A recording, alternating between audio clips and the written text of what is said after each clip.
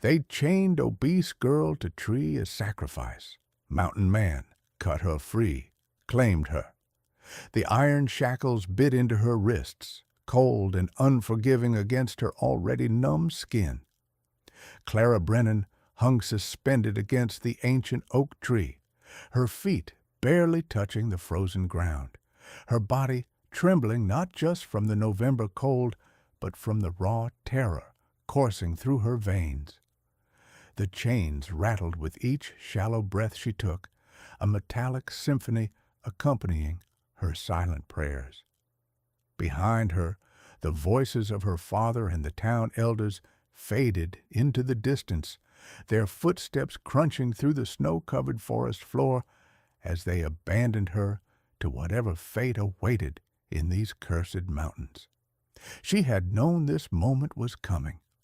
For 3 weeks, whispers had circulated through the streets of Millbrook about the failed harvest, the livestock found slaughtered in their pens, the children waking with night terrors. The town needed a sacrifice, they said, to appease the mountain spirits that had plagued them since summer. And who better to offer than the girl nobody wanted, the obese daughter of the town, drunk, the woman no man would marry, the burden who consumed more food than she was worth. Her father had collected the silver coins with trembling hands, 30 pieces for his own daughter, his eyes unable to meet hers as the elders bound her wrists. She remembered the faces of the townspeople as they dragged her through the main street at dawn, their expressions a mixture of pity and relief, grateful it wasn't their child being led to slaughter. The wind picked up, howling through the bare branches above her, and Clara squeezed her eyes shut against the stinging snow. Her body ached everywhere, her arms stretched painfully above her head, her legs barely supporting her weight. The cotton dress they had clothed her in for this ritual offered no protection against the elements, and she could feel her lips cracking, taste blood on her tongue. How long would it take, she wondered, for the cold to claim her? Hours? Days? Would the mountain spirits they feared actually come? Or would she simply freeze here, alone and forgotten, her body becoming just another cautionary tale mothers told their children? The forest around her had fallen into an eerie silence, as if even the wildlife knew to avoid this cursed place. Then she heard it, a sound that made her blood run even colder than the November air, the deliberate crunch of boots in snow, steady and unhurried, coming closer. Clara forced her eyes open, her vision blurred by tears and snow, and through the white veil she saw him. A massive figure emerged from between the pine trees, tall and broad-shouldered, moving with the quiet confidence of a predator. He wore a heavy bearskin coat that made him look even larger, his face obscured by a thick beard dusted with snow, his eyes hidden beneath the shadow of a wide-brimmed hat. This was him, Clara realized with absolute certainty, the mountain man the town feared, the demon they whispered about in taverns, the monster to whom they had just offered her as sacrifice. He stopped 10 feet away from her, studying her with an intensity that made her want to disappear into the tree bark. Clara's breath came in short gasps, visible clouds in the freezing air, and she found herself unable to look away from this man who would decide her fate. The silence stretched between them, broken only by the wind and the rattling of her chains. Then he spoke, his voice a low rumble that seemed to come from deep in his chest, rough from disuse, but unmistakably human. Who did this? 3 words, simple and direct, but they shattered every assumption Clara had built in her mind. She had expected rage, hunger, violence, anything, but this quiet question, that sounded almost like concern. Her voice caught in her throat, weeks of fear and hunger making it difficult to form words. "The town," she finally whispered, her voice cracking. "Millbrook. They said the mountain demanded a sacrifice." The man stood perfectly still for a long moment, and Clara saw something flash across what little of his face was visible, something that looked like anger, but deeper, older. Then he moved, covering the distance between them in 3 long strides, and Clara flinched, waiting for pain. Instead, she heard the sharp ring of metal on metal. He had drawn a knife, a massive blade that gleamed even in the dim forest light, and was working at the chains above her head. "Hold still," he commanded, his voice gentler now. The chains gave way with a sharp crack, and Clara collapsed forward, her legs unable to support her weight. Strong arms caught her before she hit the ground, lifting her as easily as if she weighed nothing, and she found herself pressed against the warmth of his bearskin coat. "You're safe now," the mountain man said, and something in the way he spoke those words with such absolute certainty made Clara believe him. He carried her through the forest as if she weighed no more than a child, his strides long and purposeful, following paths only he could see through the snow-covered wilderness. Clara drifted in and out of consciousness, her body finally surrendering to the exhaustion and cold it had fought against for hours. She was vaguely aware of the forest changing around them, the trees growing denser, the ground sloping upward, the wind becoming sharper as they climbed higher into the mountains. When she managed to open her eyes, she caught glimpses of her savior's face, the strong jaw beneath the beard, the lines around his eyes that spoke of years spent squinting against sun and snow, the scar that ran from his left temple down to his cheekbone. He looked every bit the mountain man the town had described, dangerous and wild, but the gentleness with which he carried her contradicted everything she had been told to fear. "Where are you taking me?" Clara managed to ask, her voice barely audible. "Home," he replied simply, not breaking his stride. "My cabin, 3 miles north." She should have been afraid, Clara thought distantly. She was being carried deeper into the wilderness by a stranger, a man the entire town believed was capable of unspeakable violence.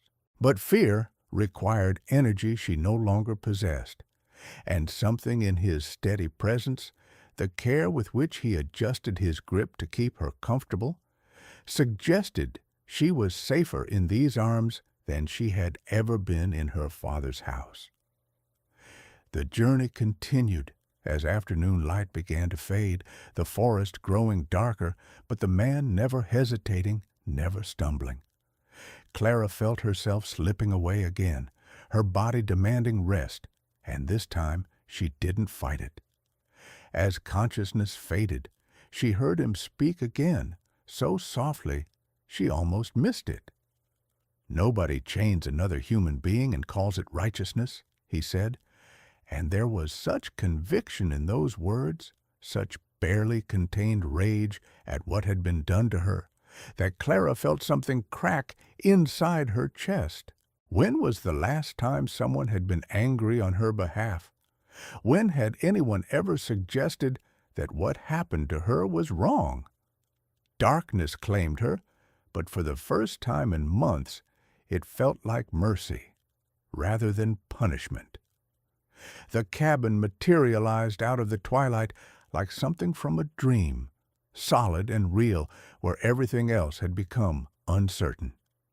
It was larger than Clara had expected, built from thick logs chinked with clay, smoke rising from a stone chimney that spoke of warmth waiting inside.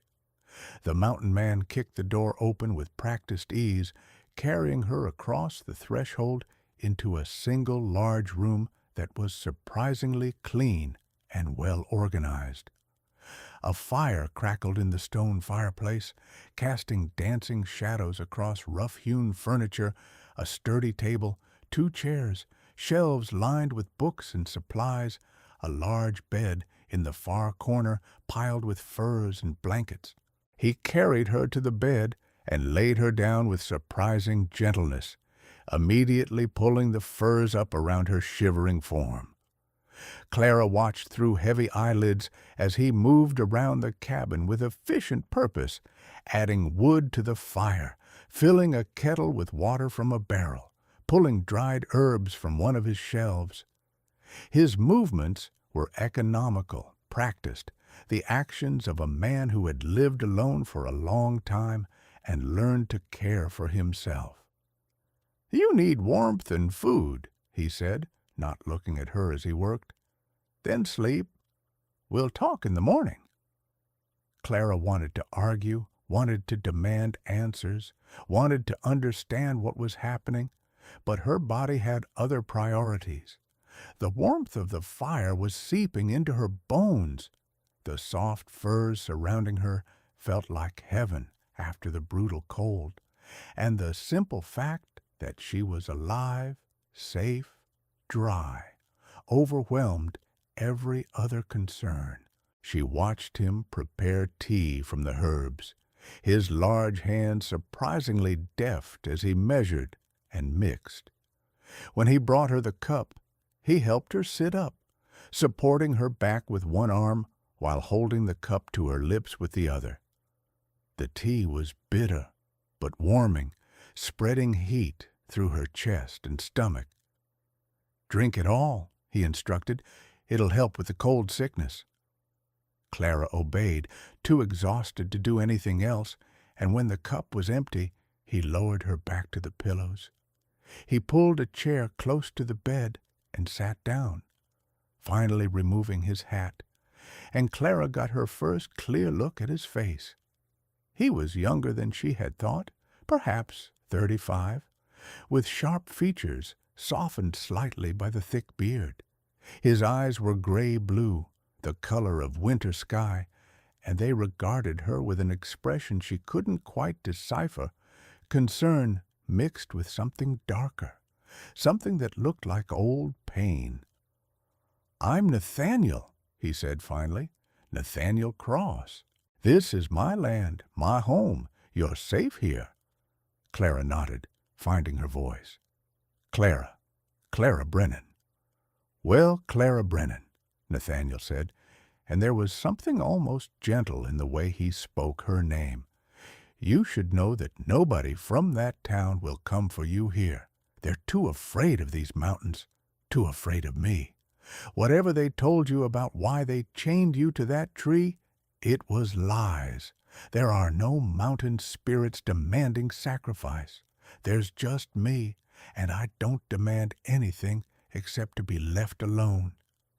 Tears spilled down Clara's cheeks before she could stop them, weeks of terror and grief finally finding release. Nathaniel reached out hesitantly, his large hand patting her shoulder with awkward comfort. "Sleep now," he said softly. "Tomorrow we'll figure out the rest." He rose and moved away, giving her privacy, and Clara let her eyes drift closed. Outside, the November wind howled around the cabin, but inside she was warm and safe, and for the first time since her father had sold her to the town elders, Clara Brennan allowed herself to hope she might actually survive. The next morning arrived with pale sunlight filtering through the cabin's single window, painting stripes across the rough wooden floor. Clara woke slowly, her body aching in a dozen places but alive, undeniably alive. She could hear Nathaniel moving around the cabin, the clink of metal on metal, the crackle of the fire, the sound of water being poured. When she finally managed to sit up, wrapping one of the furs around her shoulders against the morning chill, she found him at the stove, cooking breakfast.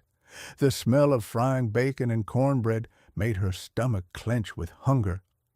Nathaniel glanced over his shoulder, and something that might have been a smile flickered across his bearded face. "You're awake. Good. Food's almost ready." He brought her a plate piled with more food than she'd seen in weeks.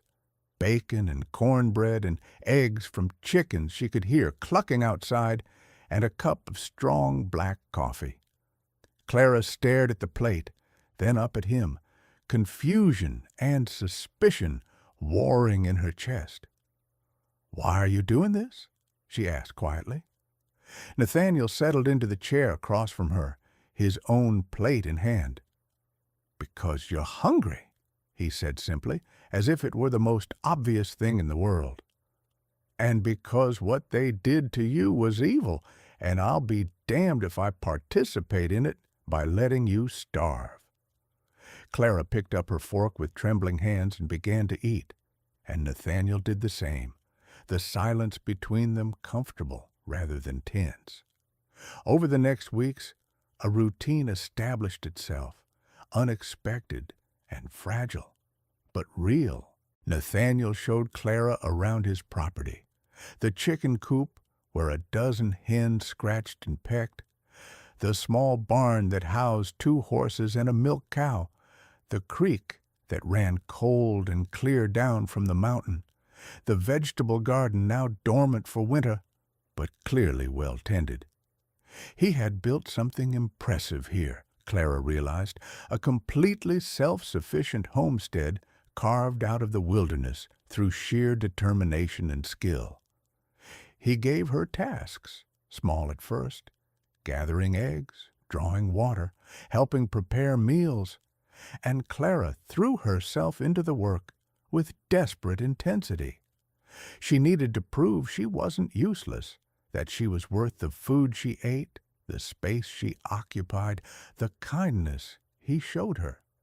Years of her father's criticism and the town's contempt had carved deep grooves in her soul, and she couldn't quite believe that Nathaniel's generosity came without expectations. But he never asked for anything. He gave her privacy, sleeping in a bedroll by the fire while she occupied the bed. He never touched her, except when necessary, helping her over rough ground or passing her tools. He spoke sparingly, but never unkindly, answering her questions about the land, the animals, the work that needed doing. Slowly, carefully, Clara began to relax. She learned that Nathaniel had been a school teacher in Virginia before the war, that he had fought for the Union and seen things that haunted him still, that he had come west seeking peace and solitude.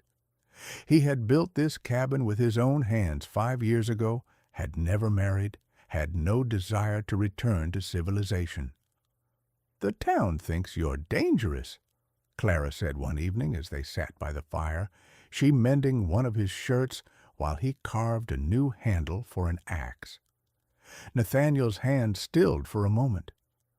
"I am dangerous," he said quietly, "to people who hurt the innocent, to people who use religion and fear to justify cruelty. Your town learned that 3 years ago when they tried to run off a family of freed slaves who'd settled in the valley. I made it very clear that wouldn't be tolerated." Clara looked at him with new understanding. "That's why they fear you." "That's why they hate me," Nathaniel corrected. "Fear is just the mask they wear for it." The days grew shorter as winter deepened its grip on the mountains. Clara found herself growing stronger, the constant work and regular meals adding healthy weight to her frame, color to her cheeks. She learned to milk the cow, to chop wood, to mend fences and tend animals. Nathaniel taught her to shoot, patiently correcting her stance and aim until she could hit a target at 30 paces. He taught her to read animal tracks in the snow, to predict weather by watching the sky, to navigate by the stars. She had never felt more competent, more capable, more alive. And somewhere in those quiet weeks of work and learning, something shifted between them. Clara caught Nathaniel watching her sometimes, his gray-blue eyes thoughtful, and she found herself noticing things about him, the careful way he handled injured animals, the patience with which he explained things, the surprising gentleness in his large hands. She noticed how his face softened when he smiled, rare as those smiles were, and how the lamplight caught in his hair when he read in the evenings one of his many books open on his lap. One night, as they prepared dinner together in the warm cabin, Clara accidentally bumped into him in the confined space between stove and table. Nathaniel's hand came up automatically to steady her, catching her elbow, and they both froze. The touch lasted only a moment before he released her and stepped back, but Clara felt it like a brand. She looked up at him, meeting those winter sky eyes, and saw something there that made her breath catch. Want, yes, but more than that, respect, affection, tenderness. He looked at her like she mattered, like she was worth something, like she was beautiful. No one had ever looked at her like that before. "Clara," Nathaniel said, his voice rough, "I need you to know something." She waited, her heart pounding. "You don't owe me anything," he continued, each word deliberate. "Not gratitude, not service, not anything else. You're free here. When spring comes, if you want to leave, I'll give you money and supplies, help you get to the next town over where nobody knows you. You can start fresh, build whatever life you want."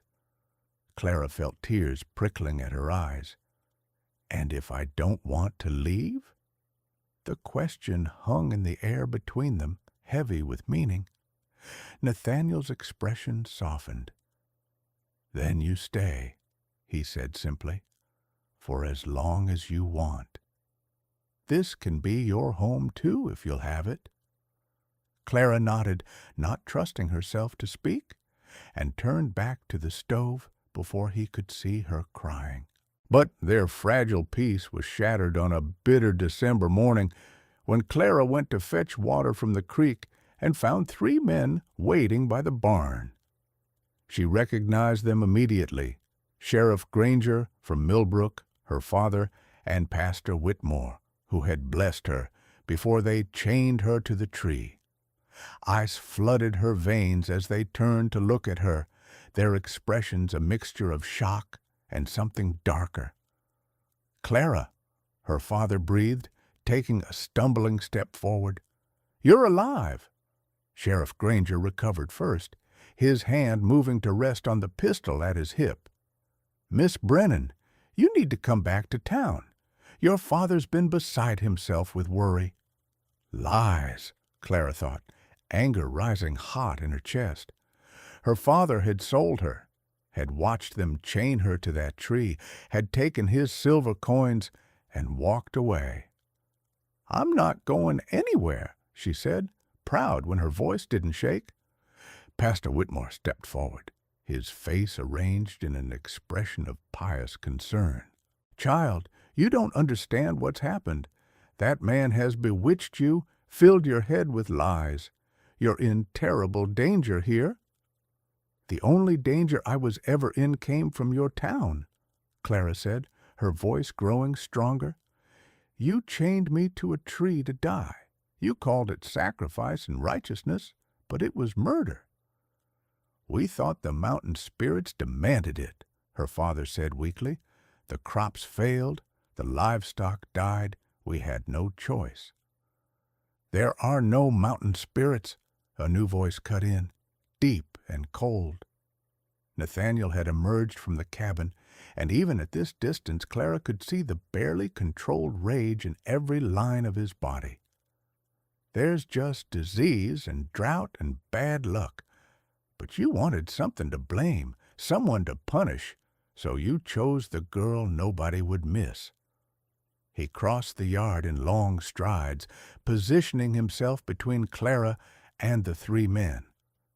"Get off my land." Sheriff Granger's hand tightened on his pistol. "We're here on legal business, Cross.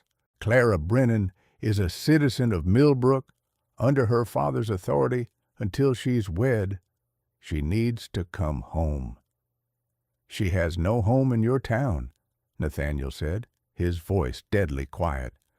"You forfeited any claim to her when you chained her up and left her to die. She stays here." The confrontation might have turned violent if not for Clara stepping forward, placing herself beside Nathaniel. "I'm not leaving," she said firmly, looking directly at her father. "I'm staying here with Nathaniel. This is my choice." Her father's face twisted with anger and something that might have been shame. "You'll starve come spring. That man can't take care of you properly. You're my daughter, my responsibility." "You sold that responsibility for 30 silver coins," Clara shot back. "You don't get to claim it now." Pastor Whitmore tried again. "Clara, think about your immortal soul. Living here, unmarried with this man, it's sinful." Clara felt Nathaniel stiffen beside her, and before she could think better of it, she reached out and took his hand. His fingers closed around hers immediately, warm and strong. "Then marry us," she said, the words surprising her even as she spoke them. "Right now.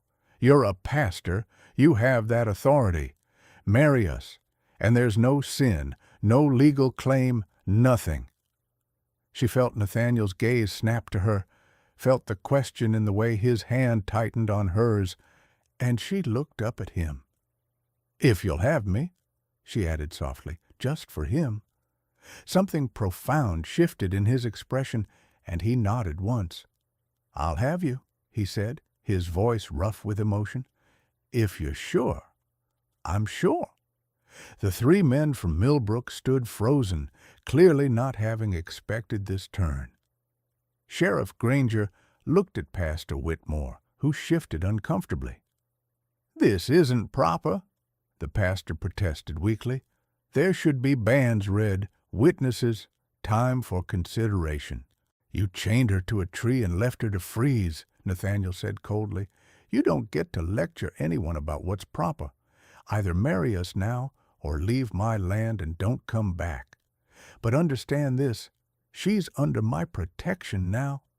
Anyone who tries to take her, anyone who tries to hurt her, will answer to me. And Sheriff, you know what I'm capable of." Sheriff Granger paled slightly. Whatever had happened 3 years ago, Clara realized, had left a lasting impression. He nodded slowly. "Do it, Pastor. Marry them." And so, standing in the snow outside Nathaniel's cabin, with 3 hostile witnesses and a milk cow as audience, Clara Brennan became Clara Cross. Pastor Whitmore rushed through the ceremony, his voice shaking, and when he pronounced them man and wife, Nathaniel pulled Clara close and kissed her forehead with such tenderness that she felt tears spill down her cheeks. The 3 men left quickly after, her father not even looking back, and Clara watched them disappear down the mountain trail. When they were finally out of sight, she turned to Nathaniel, suddenly uncertain. "I'm sorry," she said quickly. "I shouldn't have presumed, shouldn't have spoken for you. If you want, we can say it doesn't count, that we were forced." Nathaniel cupped her face in his large hands, his thumbs wiping away her tears. "Clara Cross," he said, testing out her new name. "I have wanted to ask you to stay since the first week you were here. I just didn't know if you'd want a broken man who hides in the mountains." "I want exactly that man," Clara said, rising on her toes to kiss him properly. "The man who cut me free. The man who claimed me when no one else would. The man who taught me I'm worth something." He kissed her back, deep and thorough, and when they finally broke apart, they were both breathless. "Come inside, wife," Nathaniel said, and Clara heard the smile in his voice. "It's too cold to stand out here." They walked back to the cabin together, hand in hand, and Clara felt something settle in her chest, something that felt suspiciously like happiness. The winter deepened around them, but inside the cabin, warmth bloomed. Clara and Nathaniel learned each other slowly, carefully, two wounded souls discovering how to be whole together. He taught her to read better, working through his collection of books by lamplight. She taught him to laugh again, her dry humor catching him by surprise and pulling reluctant chuckles from his chest. They worked together during the days, managing the animals and supplies, preparing for spring. At night, they held each other in the big bed, talking quietly about their pasts, their hopes, their fears. Clara told him about growing up fat in a town that valued appearance above all else, about her mother's death when she was 12, about her father's descent into drink and debt. Nathaniel told her about the war, about the friends he'd lost, about the violence he'd seen and participated in, about the nightmares that still woke him sometimes. "I killed men," he said one night, his voice barely audible in the darkness. "I was good at it. That scared me more than anything, how easy it became." Clara pressed closer to him, her head on his chest. "You saved me," she reminded him. "You stood between me and people who wanted to hurt me. That's who you are now." "You saved me too," Nathaniel said, pressing a kiss to her hair. "I was half dead up here, just going through motions. You gave me something to live for again." Christmas came and went, quiet and peaceful. They decorated the cabin with pine branches, and Clara made a simple cake from their stored supplies. Nathaniel gave her a book he'd been saving, a volume of poetry by Emily Dickinson, and Clara gave him a shirt she'd sewn in secret, working on it while he was outside. They spent the day reading and talking and making love by the fire, and Clara thought she had never been happier, but their peace was not destined to last. In late January, as Nathaniel was checking his trap lines in the forest, Clara saw riders approaching the cabin. Not 3 this time, but 7, and she recognized none of them. Fear spiked through her as she grabbed the rifle Nathaniel had taught her to shoot and positioned herself in the doorway. The riders stopped 50 feet away, and the man in front, well-dressed and clean-shaven, tipped his hat to her. "Mrs. Cross, I presume," he said smoothly. "My name is Charles Brennan. I believe you're married to my cousin, your father's brother." Clara kept the rifle steady. "I don't know you, and my father had no brothers." "Half-brother, actually," the man corrected. "Different mothers. I came from Boston when I heard about the unfortunate situation here. You see, your father owed me quite a bit of money I had invested in his property in Millbrook. When he sold you, he used some of that money to pay his debts, but not to me." Ice crystallized in Clara's stomach. "I don't understand." "It's quite simple," Charles said, his smile not reaching his eyes. "Your father's property, including any assets or persons under his authority at the time of sale, are technically mine until the debt is settled. That includes you, Mrs. Cross. You were sold illegally." "That's not possible," Clara said, but doubt crept into her voice. "I'm married now. I'm under my husband's authority, not my father's." "A marriage performed under duress by a reluctant pastor, with no proper licenses or recording," Charles countered. "I've already spoken with a judge in the territorial capital. He agrees that the marriage is questionable at best.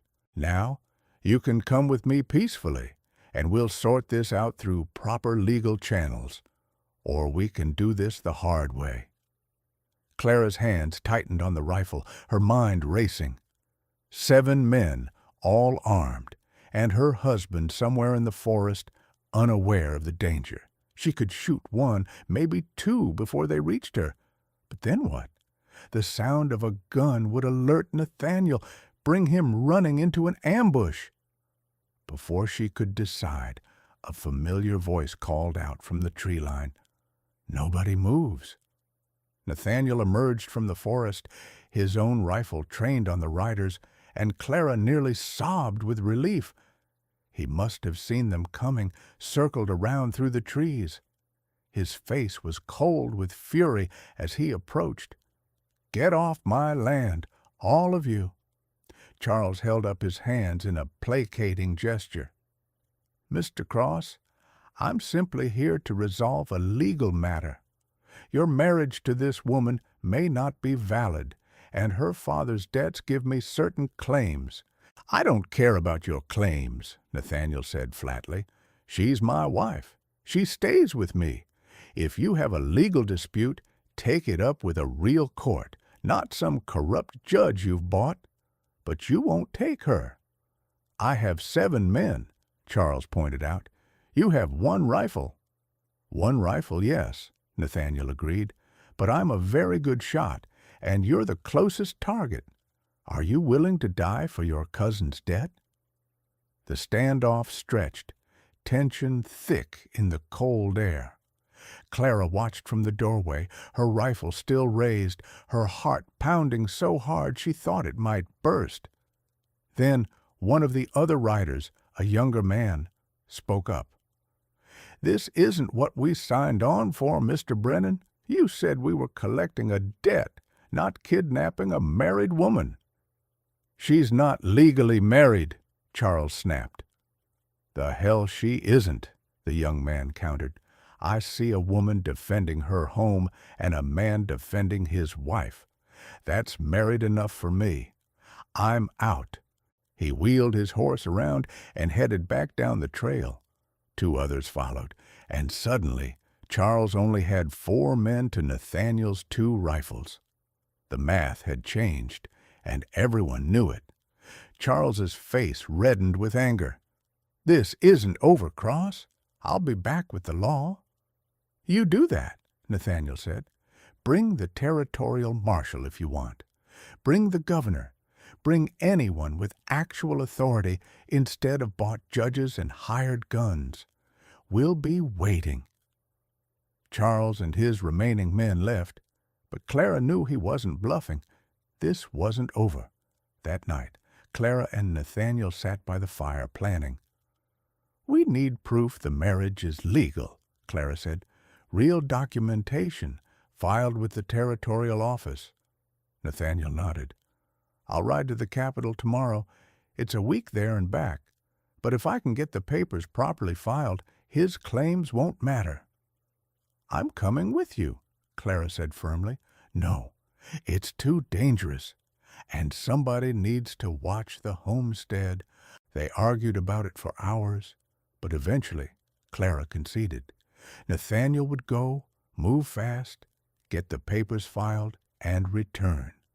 In the meantime, Clara would stay with the rifles, the dogs, and strict instructions not to open the door for anyone.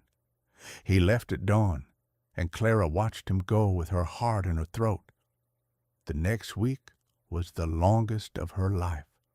She maintained the homestead, cared for the animals, kept the fires burning, but every sound made her jump. Every shadow through the window sent her reaching for the rifle. She slept poorly, always alert for the sound of riders. On the 8th day, Nathaniel returned, exhausted and half-frozen, but triumphant, carrying official papers bearing the territorial seal. Their marriage was recorded, legal, uncontestable. "It's done," he said, pulling Clara into his arms.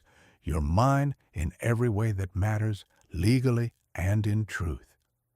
Clara clung to him, relief making her weak. "We're safe?" "We're safe," Nathaniel confirmed. "Charles can complain all he wants, but the law is on our side now." They thought it was over, that the documentation would be enough. But 2 weeks later, fire lit up the night sky.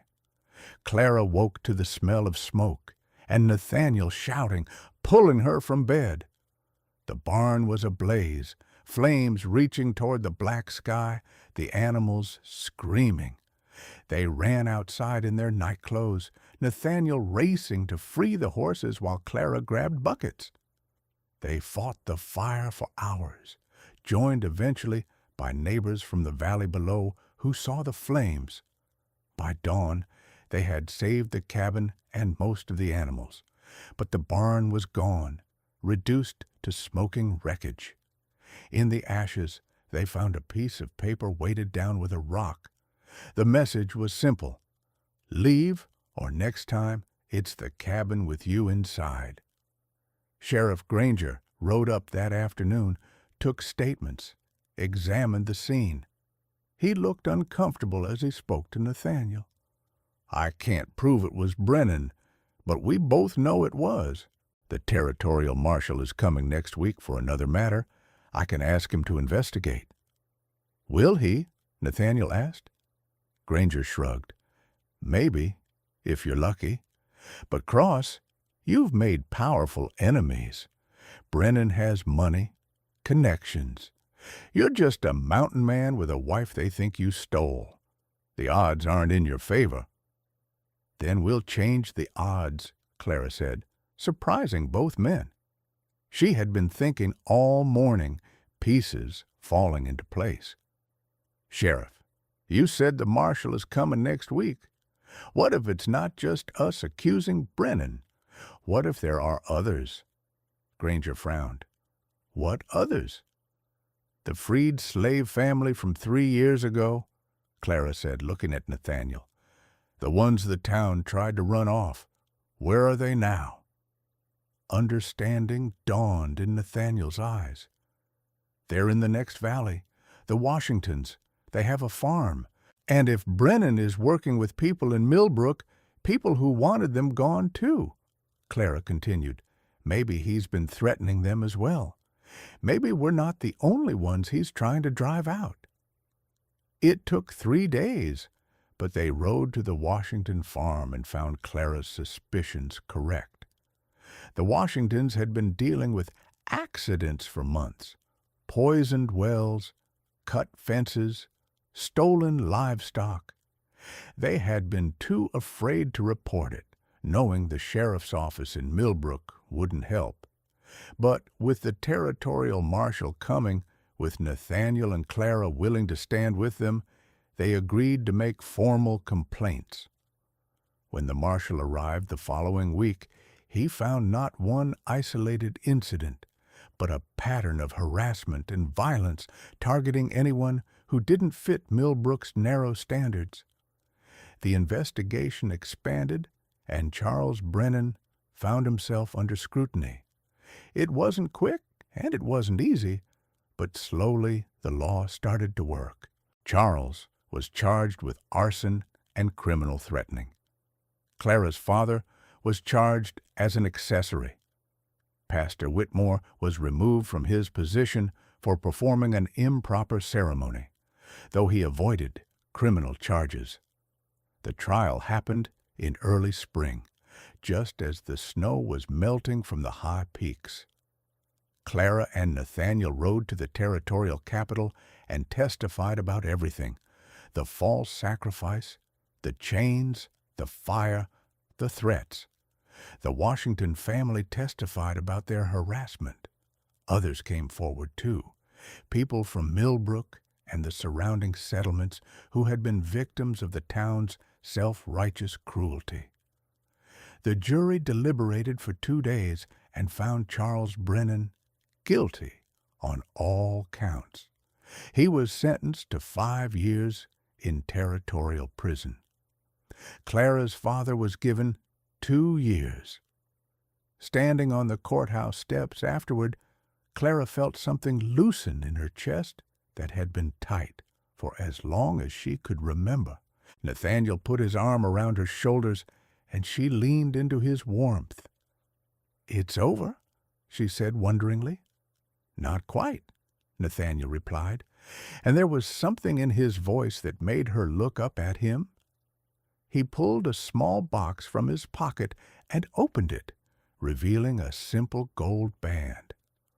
"I know we're already married, but I wanted to do this properly. Clara Cross, will you marry me again, the right way, with family and friends and a real ceremony?" Clara laughed through her tears and nodded. "Yes, 1,000 times yes." They were married again in June in the valley below the mountain, with the Washington family and their new neighbors in attendance. This time the ceremony was full of joy instead of fear, celebration instead of coercion. Clara wore a dress Mrs. Washington had helped her sew, pale blue with lace at the collar and flowers in her hair. Nathaniel wore a proper suit that made him look almost civilized, though his beard was still wild and his hands were still calloused from work. They exchanged vows under an oak tree, different from the one where Clara had been chained, but symbolic of how far they had come. When Nathaniel kissed her, the gathered friends cheered, and Clara felt happiness so intense it was almost painful. They returned to the mountain, to their rebuilt barn and their cabin and their life together. Summer brought long days of work and longer evenings of peace. Clara's body continued to change, growing stronger and healthier with good food and hard work, but more importantly, her soul healed. The girl who had believed she was worthless, who had accepted being sacrificed because she thought she deserved it, was gone. In her place was a woman who knew her value, who had fought for her life and won. Nathaniel flourished too, the lonely hermit transforming into a husband who smiled more than he frowned, who sang while he worked, who looked at his wife like she hung the moon. They talked about the future, about maybe raising horses to sell, about someday having children if they were blessed. But mostly they focused on the present, on the life they were building together, on the love that had grown from the darkest circumstances. As autumn painted the mountains gold and red, Clara stood on the porch of their cabin one evening, watching the sun set behind the peaks. Nathaniel came up behind her, wrapping his arms around her waist and resting his chin on her shoulder. "What are you thinking about?" he asked. Clara covered his hands with hers, lacing their fingers together. "I'm thinking about how they chained me to a tree to die, and instead I found life. How they meant it as an ending, but it was a beginning." "The best beginning," Nathaniel agreed, pressing a kiss to her temple. "Our beginning." Inside the cabin, the fire crackled warmly. Outside, the first stars began to appear in the darkening sky. And on that mountain, in that place that was supposed to be cursed, two people who had been thrown away by the world found their home in each other. But their story was far from over. As winter approached again, news reached them from Millbrook. The town was struggling, the crops had failed again, and this time they had no one to blame but themselves. Some of the townspeople, the ones who had participated in Clara's sacrifice, were beginning to understand the weight of what they had done. A few even made the journey up the mountain to apologize, though Clara found forgiveness harder to offer than she had expected. "You don't have to forgive them," Nathaniel told her after one such awkward visit. "What they did was unforgivable." "I know," Clara said, "but I also know that holding on to anger will poison me more than it hurts them. I'm not ready yet, but maybe someday." Nathaniel pulled her close. Whenever you're ready, or never, it's your choice. That's what matters now, that you get to choose. And that was the real victory, Clara realized, not the trial or the conviction or even the rebuilt barn. The victory was in the choosing, in having agency over her own life, in being able to say no or yes as she saw fit. They had taken everything from her that day. They chained her to the tree, her dignity, her safety, her future. But Nathaniel had given it all back, not by saving her, but by treating her as an equal, by respecting her choices, by loving her not despite her body, but including it. As the first snow of the new season began to fall, Clara and Nathaniel sat by their fire, planning for the spring. They would expand the garden, maybe get more chickens, definitely repair the fence line on the eastern pasture. They talked about practical things, necessary things, but underneath it all was the knowledge that they had survived. They had faced cruelty and corruption and violence, and they had come through it together, stronger for the struggle. Do you ever think about what would have happened if someone else had found me that day? Clara asked quietly. Nathaniel was silent for a long moment. Every day, he finally said. Every day I thank God or fate or whatever force brought me to that tree at that moment, and every day I promise myself I'll be worthy of the gift you are. Clara turned in his arms to face him. You already are. You were from the moment you cut those chains. They kissed, deep and slow, and when they finally drew apart, both were smiling. Outside, the snow continued to fall, blanketing the mountain in white, covering the old scars with new possibility. The story of Clara and Nathaniel Cross would become legend in the territory, whispered about in towns and settlements, embellished and altered with each telling. Some said the mountain man had magic that protected his wife. Others said the woman had been a witch who bewitched her savior. But the truth was simpler and more powerful than any legend. Two people, discarded by a world that saw them as expendable, had found each other and built something beautiful from the ruins of their old lives.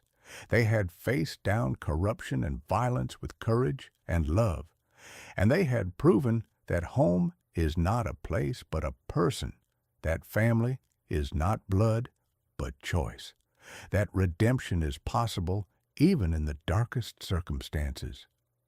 As the winter settled in around them, Clara Cross looked around her cabin at the books on the shelves and the furs on the bed and the man sitting beside her, and she knew with absolute certainty that she was exactly where she belonged. They had tried to sacrifice her to satisfy their fear, but instead they had given her the greatest gift imaginable. They had given her freedom, and in that freedom she had found love. Home is where healing begins, Clara whispered into the firelit darkness. Nathaniel squeezed her hand, and where it continues every day, together.